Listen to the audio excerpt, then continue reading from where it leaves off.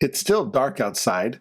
Sandy is lying on her bed near the window, already wide awake. She hasn't moved yet. She lies there listening, ears slightly raised. The house is quiet in a way that only early mornings can be. A truck rumbles past on the street outside. Sandy turns her head toward the sound, then settles back down. She waits. This is her routine every morning. She waits for the particular sound that tells her the day is beginning. Then it comes, a small click. A line of light appears under the bedroom door. Sandy is on her feet before the light has spread across the floor. She pads over to the door and sits down perfectly still.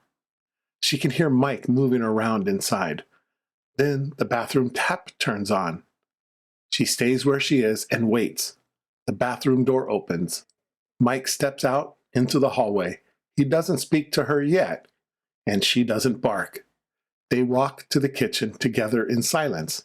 Sandy's nails tap quietly against the floor with each step. Mike opens the refrigerator. Sandy positions herself near the counter and watches his hands. He takes out a small bag from the shelf beside the door. Sandy has seen this bag every morning of her life. He tips the food into her bowl, sets it down, and steps back. Sandy waits until he is clear, then walks forward and eats quickly without looking up. Mike puts the coffee machine on. It makes a low, steady sound in the quiet kitchen. Sandy finishes before the coffee is ready. She licks the bowl once, lifts her head, and looks at Mike. He's standing at the window with his mug looking outside. She goes and sits beside him. Outside, the sky is turning lighter. There is still no one on the street. After a while, Mike sets down his mug and walks back toward the hall. Sandy follows. Her tail begins to lift. He opens the small cupboard near the front door. She already knows what is coming. Sandy is on her feet before he even reaches inside.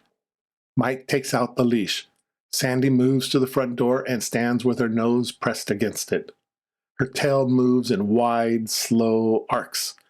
He clips the leash to her collar and reaches for the door handle. The door opens. Morning air moves in, cool and carrying the faint smell of damp grass and the street.